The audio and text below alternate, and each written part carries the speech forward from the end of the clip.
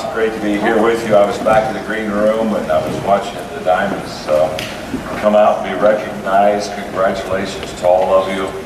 Are you having a good time this week? I'm going to sit here and let's take a moment and let's get acquainted. My name is John. On the count of three, give me your name. 1, 2, 3. Nice to meet you. My wife Margaret and I, as of last week, have been married for 44 years. We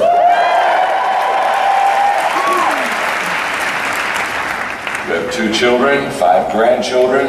You're all young, you have no clue. But trust me, you've got children, let them live. If you let them live, they'll give you grandchildren. And once you have a grandbaby, my God, once you that first grandchild you hold in your arms, you look at that baby and you say, wow,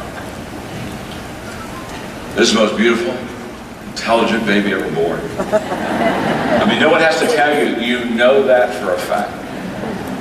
And then you look at that grandbaby and you ask yourself the question, why did intelligence skip a generation? I was speaking at a large convention recently, and I told that story, and I forgot that my son Joel, yeah, he was in the audience. And when I finished, I went back to the green room, and he was there waiting on me. And I looked at him, I said, Joel, honey, you know when I was talking about grandchildren, intelligence, given generation, you know I was having fun with the crowd. You know I was kidding, don't you? He said, yeah. I said, it's okay, Dad. He said, I think you're right. So what do you mean, you think? He said, I think you're right about intelligence given a generation.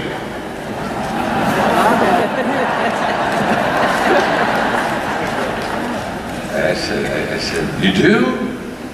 He said, yeah. I said, just last week, Grandpa and I had that very same discussion.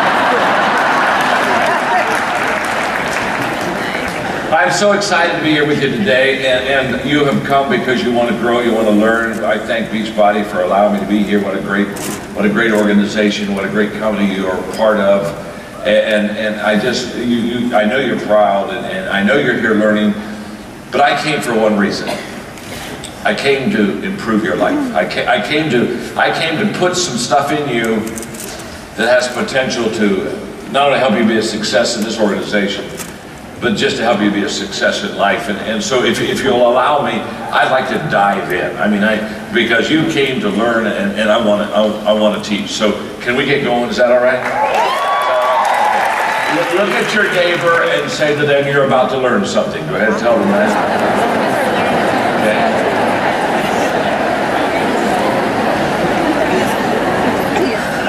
Look right back at the person who just told you that and say, and it's about time. In fact, why do you think I brought you here? You know what I mean? Why do you think you're here at this conference? I want to talk to you about a book that came out recently that's been a #1 New York Times bestseller list for several weeks, called the 15 Invaluable Laws of Growth. Okay? Okay, now those 2 or 3 people on the screen, they have got the book. Either that or they just like to scream or something. Just like to scream. But let me talk to you for a second. I'm for the next 60 minutes, I'm going to give you stuff that has potential to truly change your life in a positive way.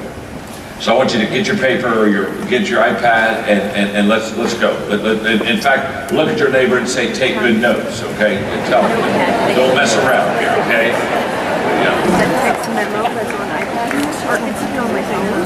You're ready, aren't you? I'm ready. Do you have a piece of paper? Yeah.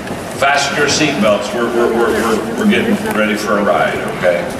We're getting ready for a ride. You see, if I could come off stage and I could just talk one-on-one with you, okay? Just you and me. No one else, not 8,000, whatever here. Just you and me. Go to the store and download one and keep it on there. And if I had like, I don't know, 30 minutes with you personally, privately, and you looked at me and said, John, you understand success, would you help me? What would you say to me that would help me to be successful in my life? I would ask you two questions. And these two questions will determine more the level of your success, not only in Beachbody, but in life, than any other two questions you'll ever ask yourself.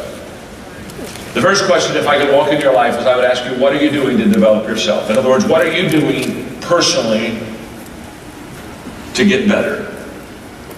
How are you growing you? What are you doing to grow yourself? In a moment, I'm going to begin to lay out the laws of growth for you.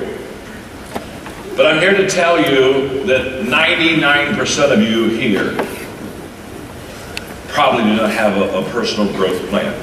A plan of which you commit yourself on a daily basis to grow yourself. Which would lead me to the second question, what are you doing to develop others? What are you doing to develop your team? What are you doing to develop your inner circle? What are you doing to develop the people around you? What kind of a team are you building? Because in developing others, you compound everything. You compound time, you compound energy, you compound money, you compound influence. Everything compounds the moment that you learn how to develop other people. All highly successful people understand that principle, and so therefore they realize that what they're learning they've got to pass on to others, and how they're growing they got to teach others how to grow, and they realize that you cannot take others where you haven't been yourself. And so what are you doing to grow yourself, and what are you doing to grow others? What are you doing to develop you? What are you doing to develop your team? Those are the two questions. And in the 15 laws of growth, I lay out laws that are just, they pass culture. It doesn't matter where you live. It doesn't matter what your business is. They're laws. They're not principles. They're not good ideas. They've been tested. I have a grid to test what is a law and what is not a law. But the laws work. The laws work every time. That's what I want you to hear. They work every time. They work every time. They work with every person. I have the largest leadership training organization in the world, Equip. We've trained 6 million leaders in 175 countries.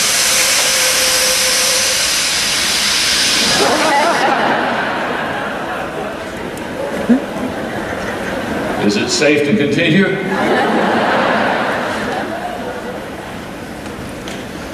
Nothing like Las Vegas, is there, huh? Nothing like Vegas. And these laws, I had a guy come up to me one time, and after I'd written the 21 Laws of Leadership, and he said, John, I don't like one of your laws. And I was signing books. I said, that's okay. And I kept signing books. I mean, and then it bothered him it was okay that he didn't like one of my laws. So he told me, I said, no, I said, I want you to understand, I don't like one of your laws. I said, it's okay. And he's just standing there, he didn't move, and he said, no, he said, one of the laws, I disagree with one of your 21 laws. So I stopped and I said, it seems to me it's very important for you that I know that you don't like one of the laws, and I just want you to know it's okay. And he said, well, it's not okay for me. I said, look, let me explain something, sir. I said, I didn't write the book to make you happy. I wrote the book to help you. I'm a leader, not a clown.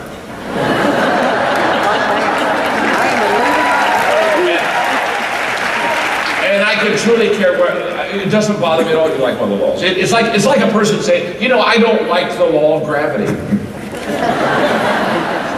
Just go up to a 4-story building and jump off.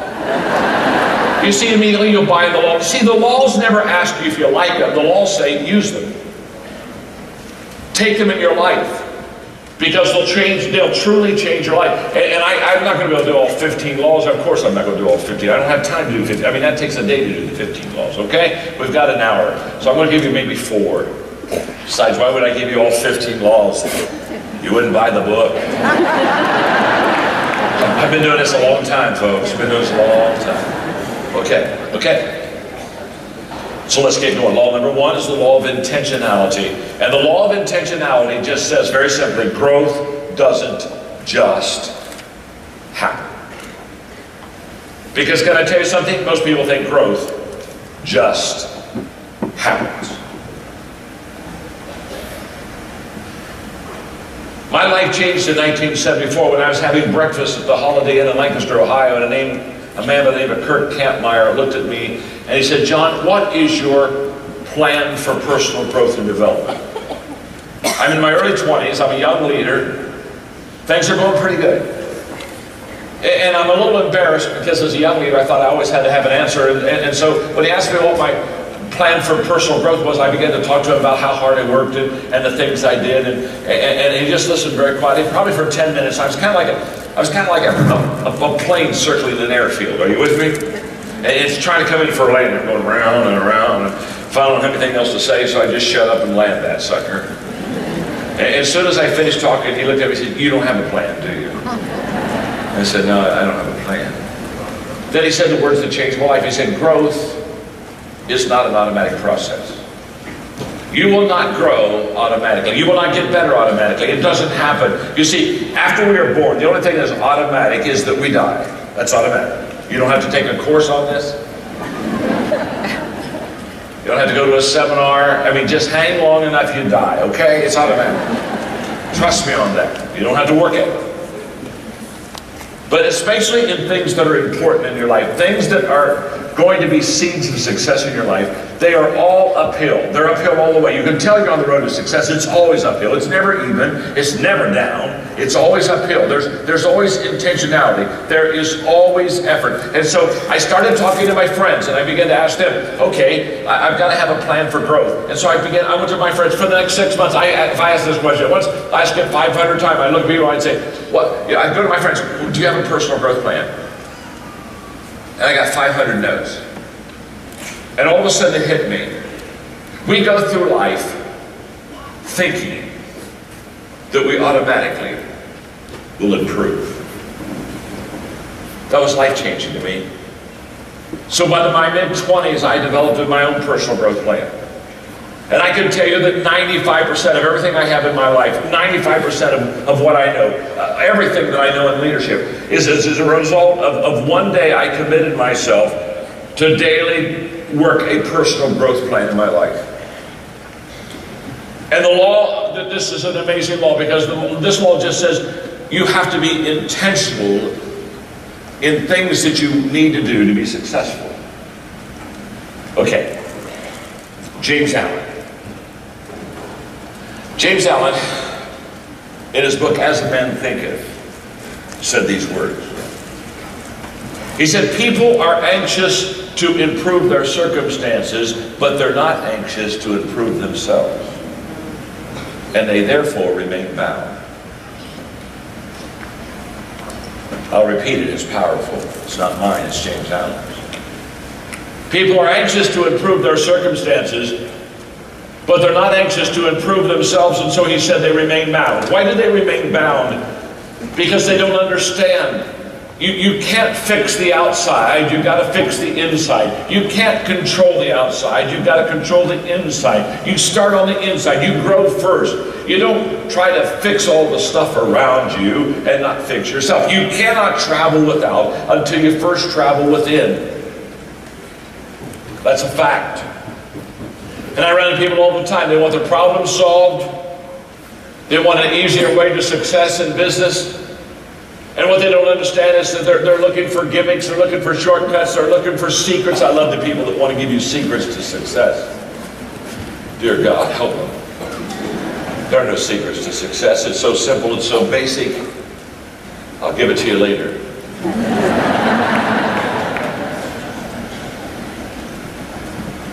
James Allen understood. By the way, I read that book when I was in the 7th grade.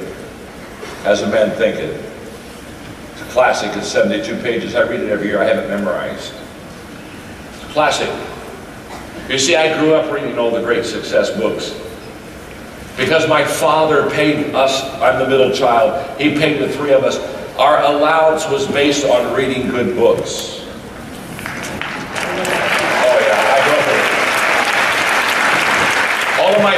All my friends got paid an allowance for doing chores. And someone, but Dad said, you know, Phil and Bob, these guys, they get paid to do chores. I think that's a good idea. How about paying me to do chores around the house? That's a terrible idea. You see, I don't pay you to do chores because you're part of a family, and I don't pay you to be part of a family.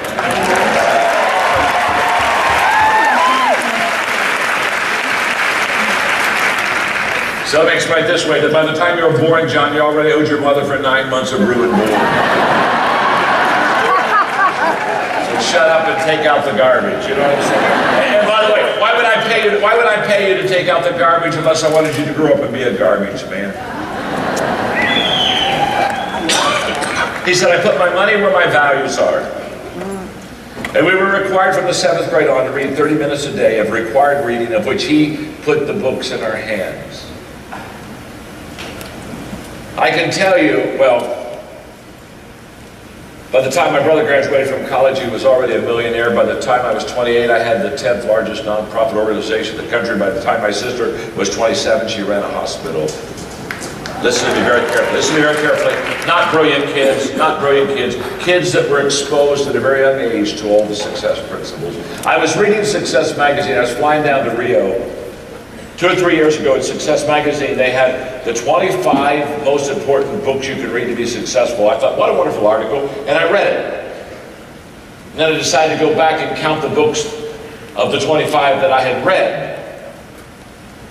19 of the 25 books that you have to read to be successful, I had already read, devoured, underlined, studied by the time I graduated from high school. 19 of the 25. No wonder. No, it wasn't even a race, folks. It is, the fastest person doesn't win the race. It's the person who starts first. Speed is overrated. Getting started is underrated. Especially getting started first. And what my father did is my father understood that if I can put the good stuff in my kids' lives, and I tell you that because some of you are parents. I did that for my children. I now do that for my grandchildren. They're on a reading program. Of course they're on a reading program. I pay them. We talk about the books. So as a man thinketh by James Allen, I grew up every year. I read that book from 7th grade, 8th grade, 9th. By the time I graduated from high school, I said, this is the book I need to read every year. It's only 72 pages. There's nothing to it. And now what am I saying? Here's what I'm saying. What are you doing right now to intentionally grow yourself? What are you doing today to truly get better? It's a huge question. And if I could walk off the stage, if I could walk off the stage and we could just interact, I would say to you, the most important thing that you can do, the most important thing you can do is when you leave this conference is to get yourself on a personal growth plan. It changed my life. I'm still on a personal growth. I'm 66. I'm still on a personal growth plan. Law number 2. Law number 2. Okay. Law number 2. The law of the mirror. The law of the mirror says you must see value in yourself to add value to yourself. It's a huge law. In fact, it's so important I'm going to sit down and talk to you, okay? Let's just sit down together here. You've got to see value. When you look in the mirror, you've got to see value in yourself to add value to yourself. If you don't see much value in you, you won't put much time in you. You won't put much energy in you. You won't put much money in you. You won't bet on yourself. If you don't see much value in you, you won't bet on yourself. You know what? If you don't see much value in you, you'll want somebody else to bet on you. You'll want somebody else to sponsor you. This is a law on self-image. And the law on self-image basically says, as you see yourself, you'll place value on yourself, and as you see others, you'll place value on them. So if you have a low self-image, you won't put much into you. And if you have a low self-image, you won't put much into others. I know that for a fact. I see it all the time. I watch it and I observe people. And one of the greatest things you can do is begin to see value in yourself. And one of the great things I love about Beachbody, one of the great things I love about this type of an organization is they begin to help you see that you have potential and that you can succeed. And I loved it when one of the diamonds was saying, listen to me, you can do this, you can do this, you can do this. And all she was trying to do is just to kind of help you to understand that you're a person of worth, that you're a person of potential. And if you see yourself as a person of worth, you'll bet on yourself. But if you don't see yourself as a person of worth, you won't bet on you. And what's sad is no one else will. Your self-image is the lid on your potential. And if you see yourself from a 1 to a 10 as a 4, you see yourself as below average, if this is my self-image right here, let me tell you something. My self-image will never allow me to get beyond who I think I am what I think I could become. My self-image literally is the lid on my potential. It doesn't matter whether I'm at Beachbody or any other organization. My self-image is my lid, and my lid will not move until I move my self-image.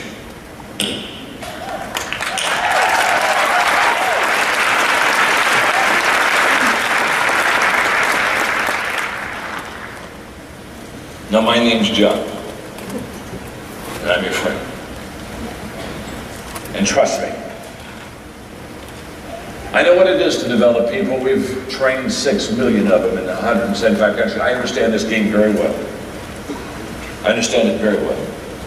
But what I want you to hear from me now is the fact that you are selling yourself short. That you have better potential than what you realize, and you have greater worth than what you understand. And if you can hear anything about my message today, my message is that you were created. God created you for a purpose, with a purpose to be successful. And I want you to understand, that whatever number you've got on your life, that number is where you're going to be. If you got a 6 on your life, can I tell you something? You're going to do 5 work. You're not going to do 7 work. You're not going to do 8 work. If you've got a 6 self-image, listen to me very carefully. The most important thing you can do in your life to grow is to lift your own self-image lid.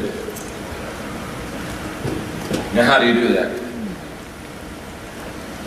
Number 1, you lift your own self-image lid when every day you add value to somebody. When every day you add value to someone else, you begin to lift your self-image lid. Trust me on this, it's a fact. Every day I wake up and I ask myself a very simple question. I mean, I've done this for years. Every day I wake up and I ask myself this question: what can I do to add value to people? And who can I add value to? Every day I intentionally ask myself that question.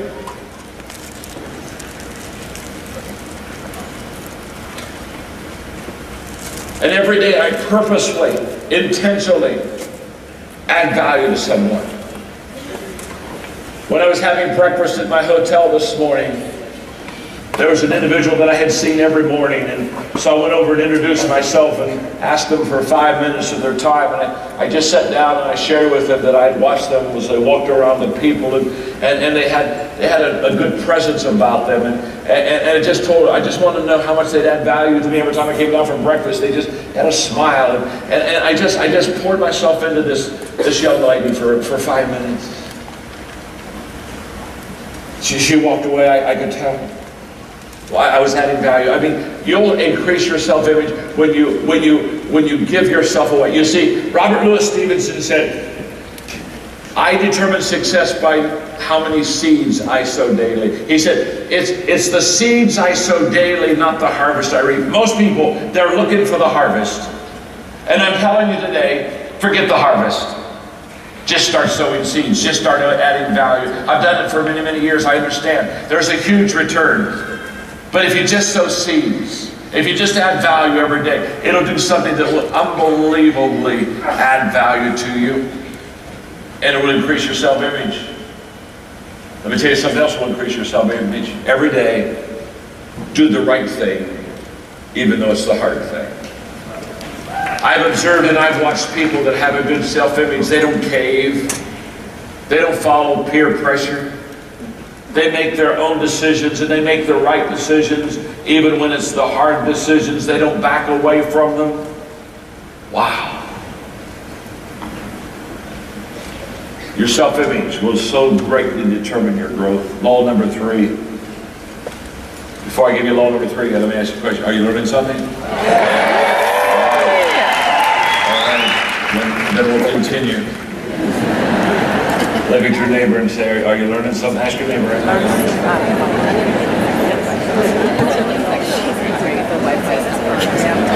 Look right back at him and say, not enough yet. Dear God, you only had 2 laws. There are a whole 13 out there you don't even have a clue about. You can't write fast enough. You gotta buy the book.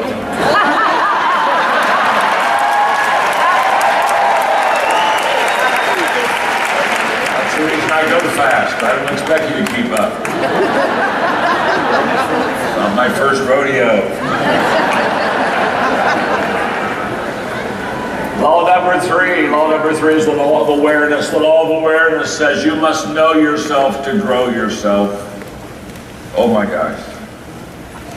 If you're really going to grow you've got to know you. You've got to know yourself to grow yourself. You see, if you and I could have this personal conversation, one of the things I would ask you is, what are your strengths? You see, every one of you in the auditorium, you have all 2, maybe 3, probably not, but could be 4 strengths. 4 is a little heavy, probably 2 or 3 is your number. Okay? 3 is my number. I thought it was 4. Margaret and I were having breakfast the other day talking about it, and she said, no, it's 3. I figure, then I'll be 2, then I'll be 1, then they just bury me, okay? But you have a strength. And one of the questions I would ask you if you and I were talking is, I would ask you, let's talk about your strength. Now I'm talking now about giftedness. I'm talking now about ability.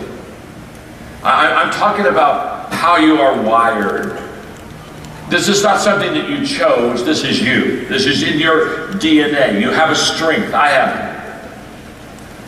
it. And what I'm saying to you is, in this area, you've got to know yourself to grow yourself. One of the things I want you to understand is, you have to know what your strengths are. Because whatever your strengths are, that's what you want to grow. In the area of abilities, listen carefully to me, in the area of your abilities, you have to work on your strengths, not your weaknesses. Most people, because of our culture, they work on their weaknesses. When you're in school, if you got an A in math, you got a C in English, what did they tell you to work on? They told you to work on your what? English. Get that grade up, get that C, get that up to a B, work on that weakness. I'm saying if you got an A in math and a C on English, work on your math. Forget your English. You were probably lucky to get a C.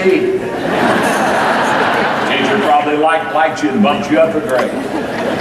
Now, why did you get an A in math and a C in English? Because you have a math mind, not a word mind, not a language mind. It's not dumb, it's not right or wrong, it's just who you are. Your strength is math, it's not English. And see, all of your life, you and I have been taught to work on our weaknesses, and I'm here to say, don't work on your weaknesses. And you say, John, why shouldn't I work on my weaknesses? It's because you're weak. And your weaknesses. In other words, again, my name's John, I'm your friend. You're not any good at that area.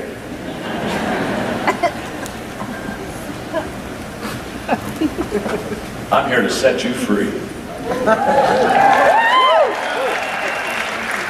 You can only increase a gift or an ability 2 numbers. Not 10, folks. 2. So let's say I'm below average. I'm a 3 of something, okay? And I say, okay, I'm going to really work on this because I'm really below average, and so I work hard. And so let's say, for example, I love music. There's a problem. I can't sing. But I love music. So I said, well, I want to be a great singer. I would love to be, hey, I'm in Vegas, hello? I'd like to sing. So what do? I'm not good at it. I'm a 3. So I get a teacher. I take music appreciation. I pour money and time and effort. And for the next 2 years, I take all this music stuff. And can I tell you, 2 years after that, maybe I went from a 3 to a 4. And can I tell you, I'm still below average. Now listen to me very carefully. This is very important. People don't pay for average. People don't pay for, and I'm absolutely amazed at how many people love average. I mean, I just look at them and I say, why are you so in love with average? Average is average, and everyone is average. And do you want to be everyone? And do you just want to be average all your life? It's just average, and average is never going to be success. And nobody gets excited about average. You don't get excited about average. You don't say, man, I just love that TV show. It's so average. Let's go. Oh, dear God. We're in Vegas. I heard there was a concert down there that was just really average. You don't stand in line for average. You don't pay for average. You don't look at your friend, and after you both worked hard, and said, hey, let's go out to dinner. Like, hey, let's find an average restaurant. And you don't go to the average restaurant. When they start to see it, you say, oh, we just want an average table. I know there's the ones over there by the windows, the water in the lake. No, we don't want that. We want an average, just an average table. And then when the waiter comes, we don't look and say, are you average? We would like to have an average. We don't want, like, I mean, if you're good, we don't want you. Yeah, we'd like you. I mean, do you like take the order and then not tell it to the kitchen? And then we remind you 30 minutes later we haven't had our food, you say, oops, you know, and then you bring the wrong food back, because we like that too. And by the way, when we're talking about the menu, what do you have that's average here? We don't want to know what your specialty is. I mean, do you have something nobody's ordered today? Now you don't go sit at an average table and have an average meal with an average waiter in an average restaurant and walk out of that place and you look at that friend and you say, I am pumped, but we must come back here. No. Listen to me, folks. People don't pay for average. And if you work on your weaknesses in the area of abilities, you'll only be average. But let's say you're a 7, maybe you're above average in something, and so now this is a strength of yours, and so you work on it, and you can go from a 7 to an 8. You could even maybe get to be a 9. Can I tell you something? When you get in that top 20%, when you get 9 and 10, people stand in line for 9s. They pay for 9s all day. And you see, if you work on your strengths, in the area of your abilities and your giftedness, you'll really grow and you'll do really well and you'll be very successful. So when you get your growth plan together, when you say, okay, I'm going to start growing, you got to grow in the area of your strengths. You got to grow in the areas that you're good at. I'm good at communication, I'm good at leadership, and I'm good at creativity. Those are my 3 strengths. And I spend all my time growing in those areas. I don't spend time on other things and abilities and gifts I don't have. Why would I do that? I'm not going to be any good at it at all. I love to play golf. But I'm only like a 12 handicap. I'm not a real good golfer. But I love to play. But I'm never going to be a scratch golfer. I want to play golf with a guy and he hits a bad shot and he kind of gets mad. I look at him and say, excuse me, you're getting a little upset here. Do you do this for a living? No. I said, thank God. You're not any good. Your problem is you're too close to the ball after you hit it.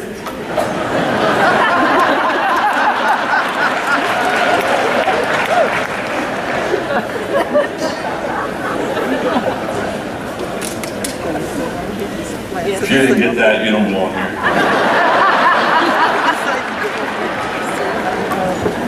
Now, I said, work on your strengths in the area of your abilities. You heard that, didn't you?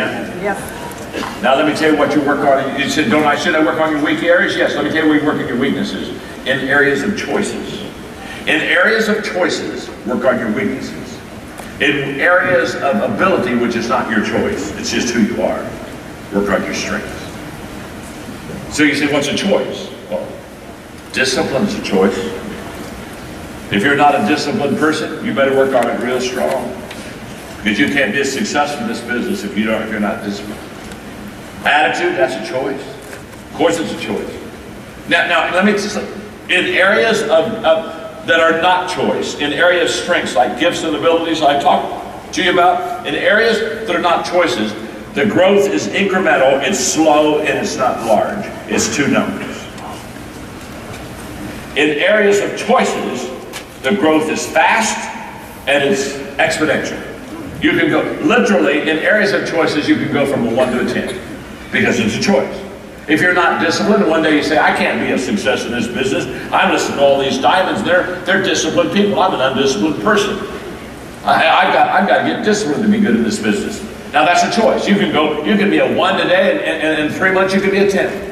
You see, in areas of choices, growth is dramatic, growth is fast. In areas that are not choices, growth is slow, it's incremental, and it's not big. So in areas of weaknesses, you work on those in choices. In areas of strength, such as abilities, you work on those. And that, see, you've got to know yourself to grow yourself. So you don't want to work on everything, because you can work on some things and never get any better. I told you a little bit earlier, I play golf, and I love to play golf, but I'm not really good at golf. And I want these people to say, well, you know, practice more. You know, practice, I love the expression, practice makes perfect, practice makes perfect. What idiot said that? Can I tell you something? If you're not gifted in an area and you practice, it doesn't make you perfect. Practice makes permanent. In other words, if I practice my golf swing, it just means that my slice always goes, the ball goes to the same part of the woods every time. Work on your strengths in the area of ability. Work on your weaknesses in the area of choices. You must know yourself to grow yourself. That's the law of awareness. Let me give you law number 4. Law number 4 is the most important law to me, maybe not to you, of all the 15 laws of growth. I owe more to this law than the other law, so I want to make sure I taught this today. It's the law of consistency. And the law of consistency says that motivation gets you going, but discipline keeps you growing. That motivation is what you come here, you come to your conference here, your Beachbody conference, and you hear all these speakers, and you see what they've done, and you say, boy, I want to be just like them, and I want to be successful, I want to help people, I want to do well. You get motivated. It has nothing to do with your success when you get home. You do understand that, don't you? That wears off in about 2 days. And you can say, wow, I was really going to work on this business. Well, it felt as good today as I did yesterday. Wow. Boy, they need to call another conference. This annual stuff isn't enough. Dear God, we need to do this weekly. We need to have a weekly. I just need a weekly pump up. Whoa, whoa, whoa, whoa. By the way, I'm a motivational teacher, not a motivational speaker. Motivational speakers make you feel good, but the next day you don't know why. You just walk around and say, ooh, I feel good. Ooh, I feel good. I have no clue, don't know what to do. Ooh, I feel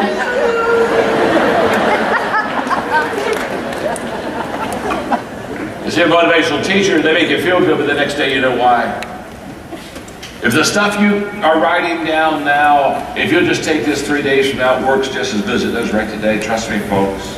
I determined a long time ago, I wanted people to enjoy what I said, but I was going to make sure that I said something that could change their life. And the law of consistency will change your life. Now we overlook this law. The reason we overlook this law is because it's not sexy. I mean, consistency.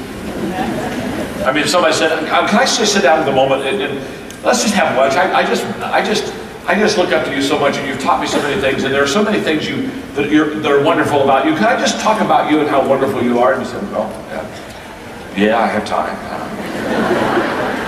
Take 4 or 5 hours, go ahead. But just think how disappointed you are when they start to talk about how wonderful you are, and the first thing comes out now says, the thing I love about you is you are so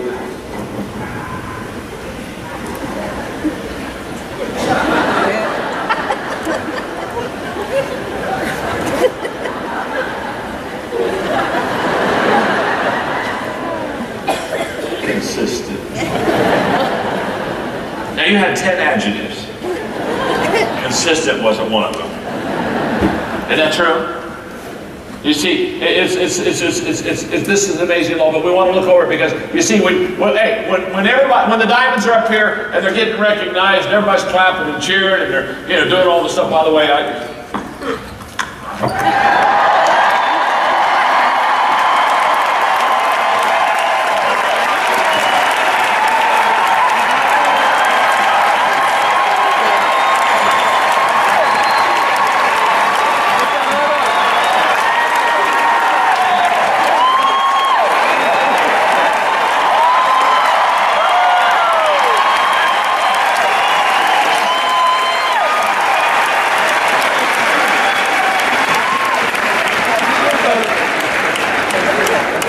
inspired. And I was back in that green room and I said, yes, yes.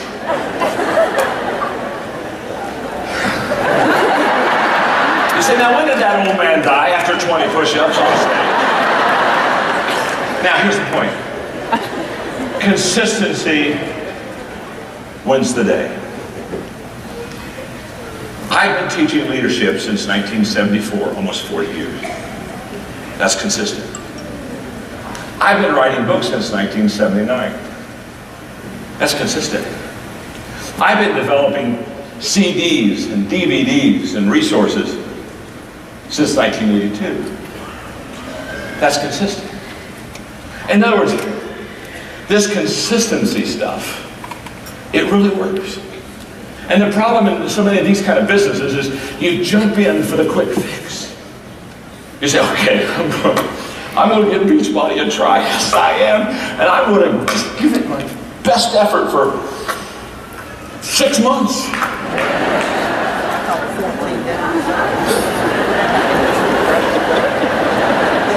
All right, I'll wait a year to go diamond. Listen to me, folks. The secret of every one of the people's success was on the stage is they do every day the things they should do to be a success. And they keep on doing it. For example, he'll come to me all the time and say, John, you sit on a stool, you got a table, you get a cough drop in your mouth, you get your water, and you talk to people and you just look so relaxed. Well, I'm relaxed. I'm not nervous. Somebody backstage said, break a leg. I said, break your own.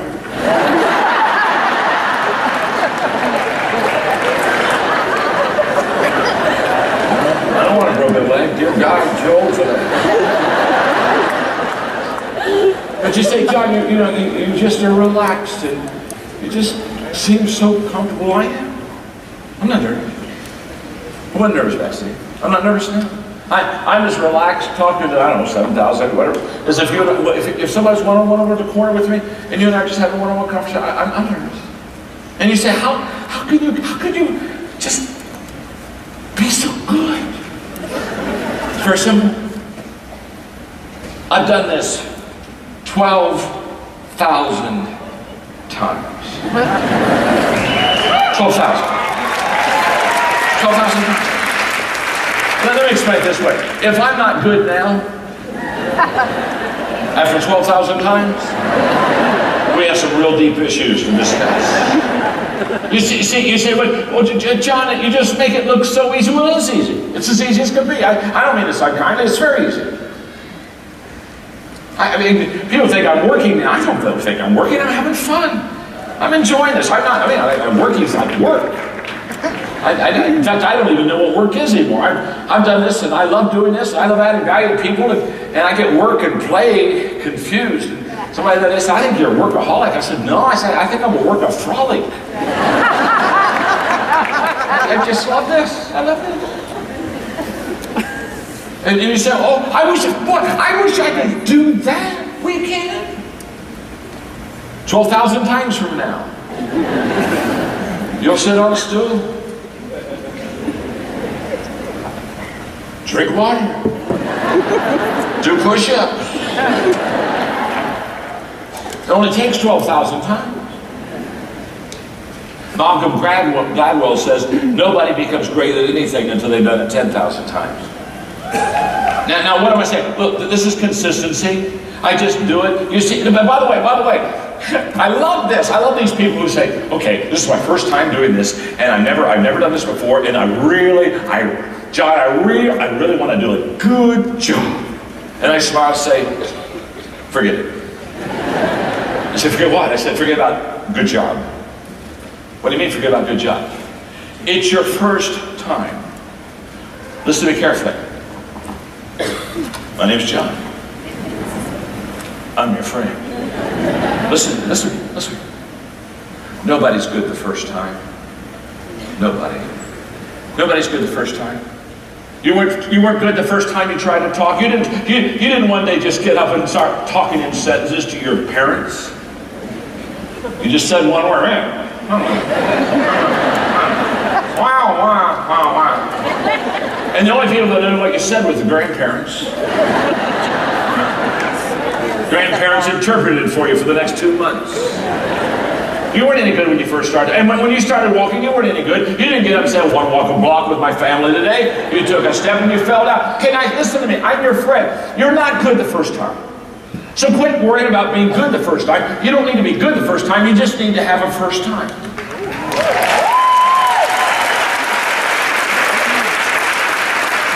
And once you have a first time, you know what you need after a first time? A second time. And after the second time, you need a third time. And after the third time, you need a fourth time. And after the fourth time, you need a fifth time. And after the fifth time, you need a sixth, and a seventh, and an eighth, and ninth, and a 10th, and 11th, and 12th, and 13th, 14th, 15th, 16th, 17th, 18th, 19th, 20th. Hundreds. Listen. You're not good the first time. It's not your goal to be good first time. It's just do it the first time. Do it the first time. Then you learn, and you get a little better, and you get a little better, and you get a little... You see, the law of consistency says you will not be good at anything unless you have been consistent over a long time. You just won't be. So relax. The next time you worry about doing something good for the first time, just start laughing at yourself. Because everybody else is. You're not supposed to be good the first time. You're just supposed to start. I tell people all the time, just get started. I love people. They come to me and say, okay, John, I know you've written over 70 books, and I want to be a writer. I want to write. And could you just tell me, what's the secret of writing? Okay? Well, this is a toughie. You want to write a book? Yes. Okay. What you do is you get a pen, piece of paper, and you start writing. Have you written any words down yet? Oh, no, not yet. But I want to write a book. I want to write a book. Yeah, I do. I want to write a book. But you haven't written anything down. You're on drugs. You see, you've got to start writing. And by the way, when you start writing, it won't be any good. So don't wait to write before you get good. I love to say, well, when I really get a good story, I'll start writing. You're not that good. It took me 1 year to write my first book, and it's only 100 pages. 100 pages. A whole year. Do you want to figure that out? That's 1 page every 3.5 days. Do you want me to break that down for you more? I'm talking about 1 page every 3.5 days. It's about 40 words a day. It's about a word every 30 minutes.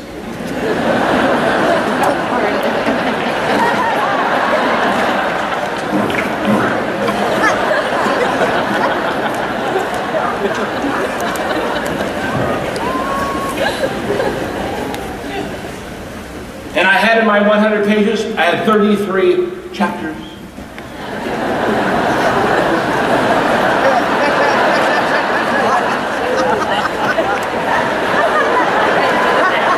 You heard right. You're looking here and saying, did you say 33 chapters? 100 pages, that's 3 pages. Per chapter. First book. I had a lady come up, it's still in print. Shows you how desperate people are. I had a lady come up to me that day and said, this is your first book, would you sign? I said, yeah. I started to apologize. You know, I'm sorry, John Maxwell.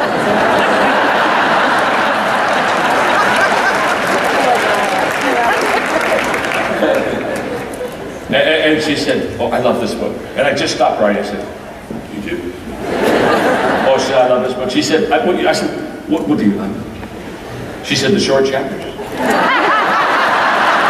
I love the short chapters. She said, just 3 pages. She said, it's easy to read. She said, what made you, this is ingenious, what made you think of just doing 3-page chapters? I said, lady, it was my first book. Let me explain to you. It took me weeks to do 3 pages. In fact, some of the chapters were 2 pages too long. It was my first book. You're not good when you do your first. You're not good. You're not going to be good. You don't even try to be good. You just got to go. You see, the law of consistency, he said, the only way you'll ever become great at anything is to be consistent at something. Did you get it? The only way you'll ever become great at anything is to be consistent with something.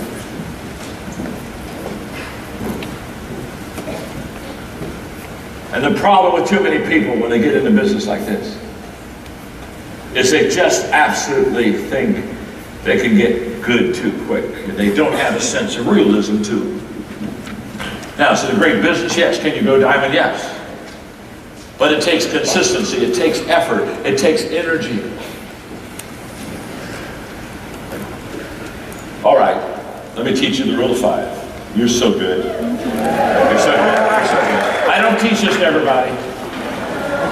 I don't like to, you don't waste your teaching on some people. Just look at them and say, God, take them now.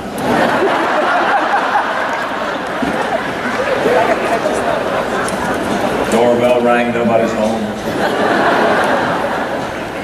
But you're good. You're good. You're ready.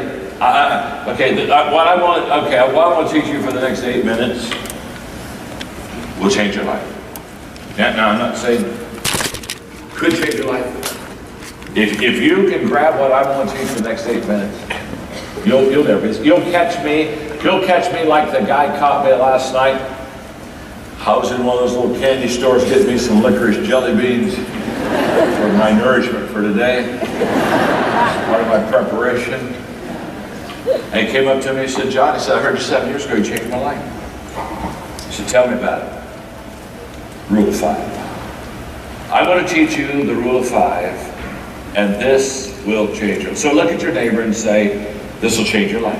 It's going to change your life. Look back at your neighbor and say, and it needs to be changed.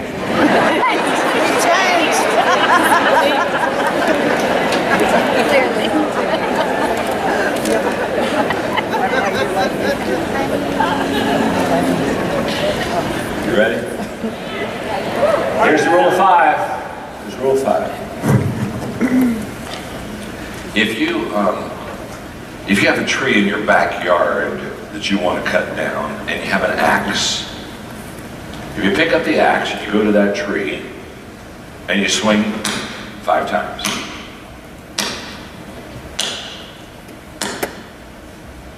Put the axe down. Next day, go out in the backyard, pick up the axe, go to the same tree.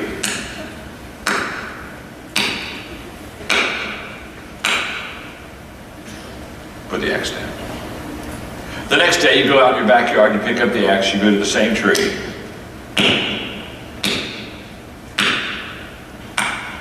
5 times.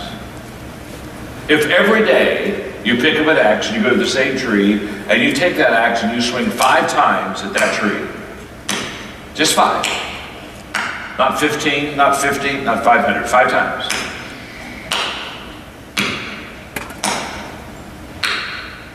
Let me ask you a question. What is eventually going to happen to that tree? That tree will fall. Absolutely. Case dismissed.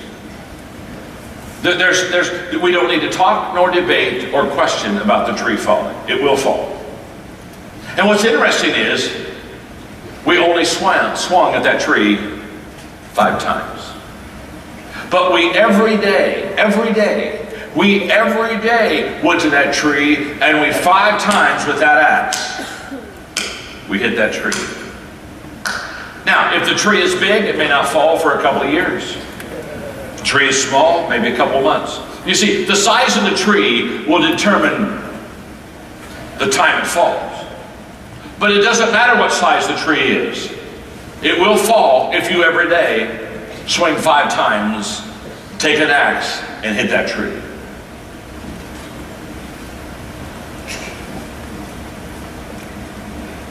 You've got to ask yourself a question this morning. What's my tree? What's my dream? What do I really in my life want to accomplish? And by the way, it's what's my tree, not what are my trees. You see, if you go out every day and you swing 5 times at a different tree, you don't knock any trees down, you just have a scarred forest. Most people, that's how they run their life. They just scar things up. They don't fell the tree because they don't consistently come back to the same place and consistently swing 5 times at it. So let's go back to my tree. My tree is writing books. That's what I do. So people say, well, my God, John, how do you've written 72 books? Oh my gosh, oh, how, you must be brilliant. You must be a genius. 72 books, oh. Nothing brilliant, nothing genius. Or I told you how long it took me to write my first book. So genius is not in it. In fact, if you just look at me, all of you should be greatly encouraged today. By the way, this is not in the teaching, but I'm going to stop long enough because you need to hear it. Success creates a gap between you and other people. Are you with me? I call it the success gap. People look at people that are highly successful and they see the money they make and the places they go and the friends they have, the things they do, and they say, oh my God, oh my God, oh my God, they're a star, they're a star. And when you're successful, you've got a choice to make. You can either keep that gap really big and be the star. And if you keep the gap really big, you're the star and you have what they call fans. You have fans that follow you around. They're fans. Or you can make a determination to close that gap. You see, many years ago I said, I'll close the gap. And you close the gap by not talking about how great you are. You close the gap by talking to people about the things that you've missed and the things that you failed out. You use a lot of self-depreciating humor and you help people understand that you're not a star. You see, my name's John. I don't want fans in my life. I want friends. And I determined the only way you get friends is close the gap. Because when you close the gap, you make success possible for other people. Now they don't see you as the star and say, I would like to be like you. They see you as a friend and say, I could be like you. All of a sudden it's off of you and what you've done, and it goes to what they can do, and it is empowering, it is releasing to people. And if you really want in Beachbody, if you really want to just develop a culture, a culture of success, close that gap. I work hard at it. Well, when I go international, it's just rock star stuff, and I won't allow it. They want to usher me in, they want to usher me out. I get the security guys, I walk through the crowd, I shake hands, we take pictures, I talk, I kiss babies. I want to be your friend. Well, when I'm done today, I want to walk off stage, I want you to say, I can do that. I can be successful. You see, if you want fans when you walk off stage, everybody talks about how great you are. If you want friends when you walk off stage, everybody thinks how great they can be. And there's a world of difference between them.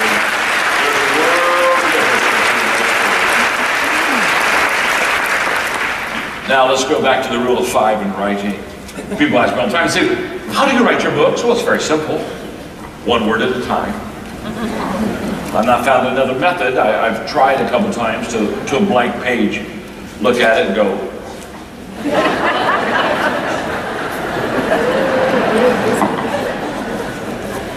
Be filled. Never worked for me. I've got a 4-color pen and a legal pad. And I write 1 word at a time. So they say, well, how come you've written so many books? Well, number 1 is the secret is get old. But I have a rule of 5 for writing. You see, my tree is writing books. And every day I read, every day I think, every day I file, every day I ask questions, every day I write. And Every day I read, every day I think, every day I file, every day I ask questions, every day I write. Every day I read, every day I think, every day I file, every day I ask questions, every day I write. Every day I read, every day I think, every day I file, every day I ask questions, every day I write. Every day I read, every day I think, every day I file, every day I ask questions, every day I write. Every day I read, every day I think, every day I file, every day I ask questions, every day I write. And you look at me and say, John, what do you mean by every day?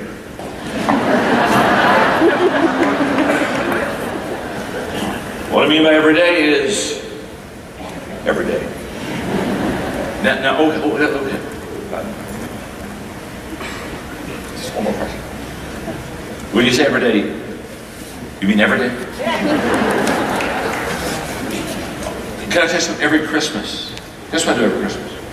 Every Christmas I read, think, file, ask questions, right? Guess what I do on my birthday? Every birthday I read, think, ask questions, write, file. Guess what I do on my anniversary? None of your business. But during the day I read, think, file, ask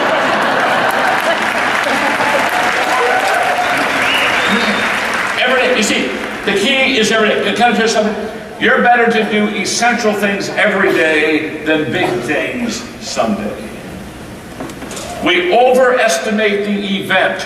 We underestimate the process. And the law of consistency says you can't do that. You can't underestimate the process.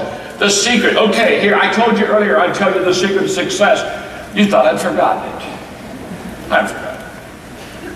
I'm going to tell you right now, the secret of, no, I'm going to tell you right now, it was just too fast. You'll take it for granted. I'll make you wait longer. But look at your neighbor and say, sometime John's going to teach you the secret of success. What do you tell him?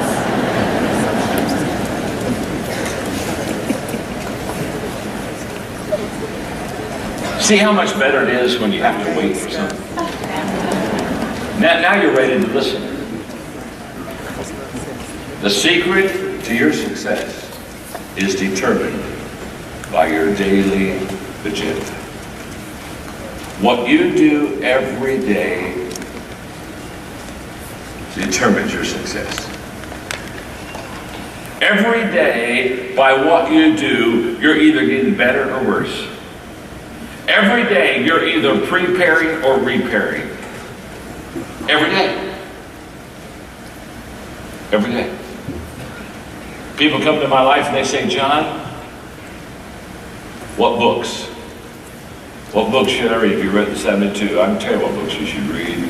You should read the 15 Laws of Growth, which I'm teaching on today, because I'm going to give you maybe one more law and I'm done. The second thing you ought to read a book I wrote called Today Matters. That'll change your life. I have what I call the Daily Dozen, 12 things you need to do on a daily basis that will ensure your success. And the third book is How Successful People Think. Because the greatest gap between successful and unsuccessful people is the thinking gap. Successful people think entirely differently than unsuccessful people. By the way, for some good stuff that's just absolutely free, you can follow me on Twitter. Be like 800,000 other people, and the reason that 800,000 people follow me is every day I put quotes. I put success quotes for you every day in there. On Friday I blog a new lesson every week on success. It's free. You can go on the web and get Minute with Maxwell every morning, 60 seconds, where I take a word and I talk to you about how that makes you a better leader. That thing's gone viral all over the world. They're all free, so just go to johnmaxwell.com. You'll get anything. It's all free. It's all free for you. That stuff is. Books aren't. Books aren't. By the way, when I wrote my book, Everyone Communicates, Few Connect, I blogged it. I blogged a chapter a week. We had 100,000 people make comments. And we took some of their comments. They really were good. I'd say, help me. I'd give them the chapter, and then I'd say, make it better. And they'd give me ideas. We averaged changing 6 to 7 things per chapter. And I'd say, just give me your name, give me your name. And I'd put their little thought in there, and I'd give them credit. I said, I'll give you credit, I won't give you royalties, but I'll give you credit. And then, when the book came out, they were surprised. I took their pictures and I put it all over the book. So when they got the book, they said, here I am, I'm here. Isn't that fun?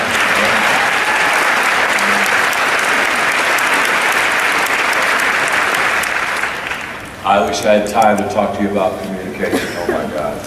It's a phenomenal subject. If you can communicate effectively with people, the world will be yours.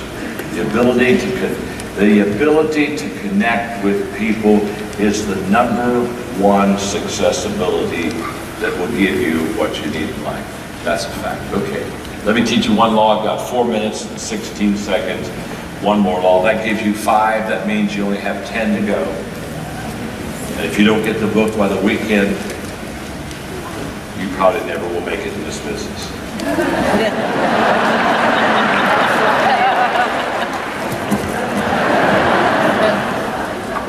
Law number 5 is the law of environment.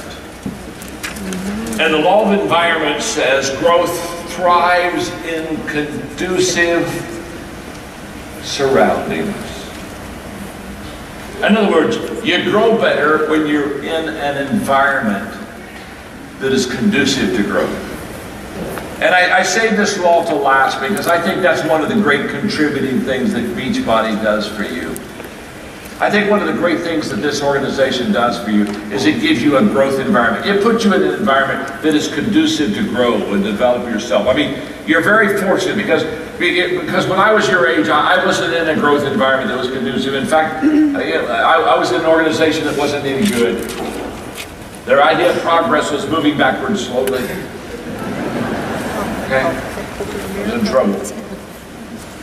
And so as a 26-year-old kid, I wrote down what I'm going to give to you as I wrap this up today. I wrote down because I needed to put myself in a growth environment, and I wasn't in one. And so I began to ask myself, what does it look like to have a growth environment that is conducive to help me to develop myself? And here's what I wrote. My growth environment is a place, #1, where others are ahead of me. In other words, somebody's faster, somebody's smarter, somebody's more successful, somebody's more experienced. Other people are ahead of me. I want to be in a growth environment where I'm not #1. In fact, let me just say this to you. When you're at the head of the class, you're in the wrong class. You need to go get in another class where you're not the head of the class, where somebody is smarter, where somebody is better, where somebody is quicker, where somebody does have more knowledge, where somebody has had more success. You always got to be around people that'll stretch you and challenge you and bring the best out of you. A growth environment, #2, is a place where I'm continually challenged. In other words, where I wake up every day and I have to climb a mountain. I'm not coasting. I'm not just riding the wave. If I make it today, it's because I got to climb a mountain. I got to do something big. A growth environment, #3, is a place where the focus is forward. It points to tomorrow as a better day than today. A growth environment, #4, is a place where the atmosphere is affirming, where people around me, they encourage me. You know, encouragement is so huge for your own development and growth. And that's one of the great things about Beachbody. It's an encouraging environment. My father's amazing. He's still alive, he's 92. Phenomenal. Great health, still works. It's amazing. In fact, it's so fun. He's in the senior citizens complex. He lives in a village. He can care for himself, and so he became kind of like the pastor of this village. So he had a Sunday morning service and he filled it up. And so I went to another Sunday morning service and he filled it up. So I went to an afternoon service and he filled it up. So we're having lunch the other day and he looked at me and he said, "Son," he said, "we're just growing so fast." He's 92. Get the picture. He said, "I'm looking into satellite right now. I'm thinking about satellite." He's 92. He's 92. He's a major encourager. Just encourages everybody. One time I was talking to him, I said, "Dad," I said, how do you know a person needs encouragement?" He said, "If they're breathing." If they're breathing, they need encouragement. A growth environment is a place, number 5, where you're out of your comfort zone, not out of your gift zone. Never leave your gift zone. Folks, listen to me. Once you find your gift, never leave it. Never leave it. So you never leave your gift zone, but you want to be out of your comfort zone. You want to be over your head, and when you're over your head, it doesn't matter how deep the water is. You're over your head. You want to be out of your comfort zone. Number 6, the growth environment is a place where you wake up excited. You love what you do. Nobody has to pump you up. Nobody has to get you up. Nobody has to motivate you to get up. You love it. Number 7, a growth environment is a place where failure is not your enemy. You can fail and be encouraged because you realize you're probably one step closer. I wrote a book several years ago called Failing Forward. Life-changing. Life-changing. Another book comes out in October, my next book, which is like Failing Forward. It's called Sometimes You Win, Sometimes You Learn.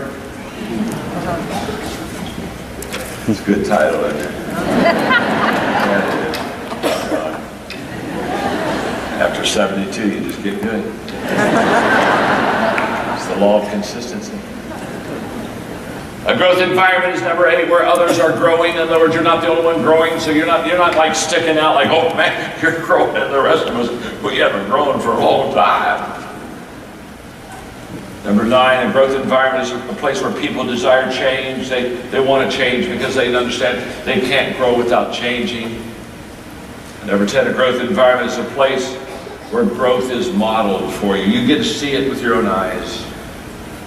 And you get to experience it, and it's expected of you. That's what a growth environment is. My time is up. I'm going to close my legal pad. And I'm going to say you were in pure delight